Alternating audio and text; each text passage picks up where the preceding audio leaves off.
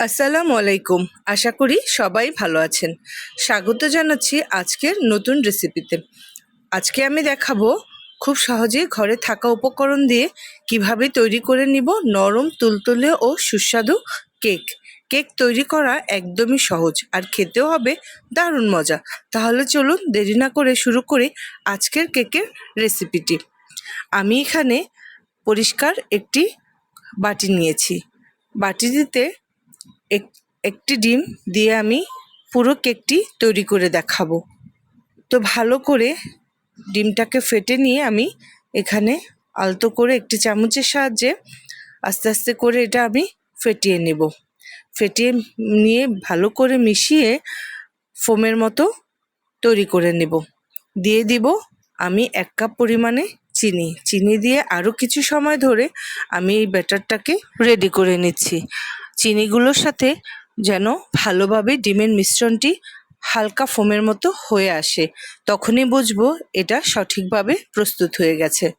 এখন এর মধ্যে আমি দিয়ে দিব 1/2 কাপ লিকুইড দুধ, আর সাথে দিব সামান্য একটু ভ্যানিলা এসেন্স। তো এভাবে আমার পুরো মিশ্রণটি আমি রেডি করে নিচ্ছি। আজকের রেসিপিটি ভালো লাগলে ভিডিওটিতে একটি লাইক করবেন, কমেন্ট করে জানাবেন কেকটি কেমন হয়েছে। চ্যানেলটি সাবস্ক্রাইব করে পাশে থাকা বেল আইকনটি অন করে দিবেন এবং সবাইকে দেখার সুযোগ করে দিবেন। তো আমার এখানে মোটামুটি ফোমের মতো এটা রেডি হয়ে গেল। এখন আমি এখানে 1/2 কাপের মতো তেল দিয়ে দিচ্ছি।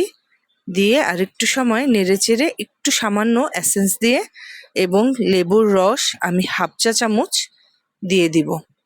দিয়ে এটা আরেকটু নেড়েচেড়ে প্রপারলি যখন রেডি হয়ে যাবে, আমি চেলে রাখা 1 কাপ ময়দা, 1 চা চামচ বেকিং পাউডার, 1/2 চা চামচ বেকিং সোডা দিয়ে আমি আরও ভালো করে এটাকে মিশিয়ে রেখে দিব।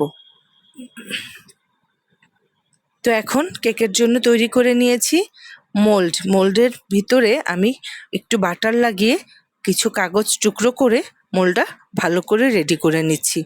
এবার কেকের ব্যাটারটা মোল্ডের ভিতরে আমি পুরোটা ঢেলে দিব।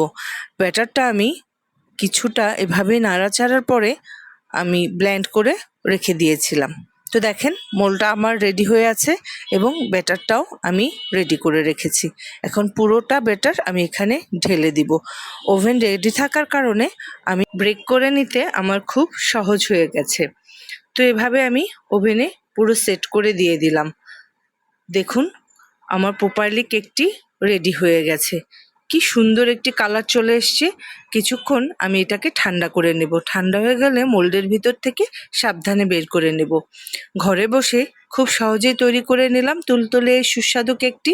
আপনারা চাইলেও বিকালের নাস্তায় পরিবেশন করতে পারেন চায়ের সাথে।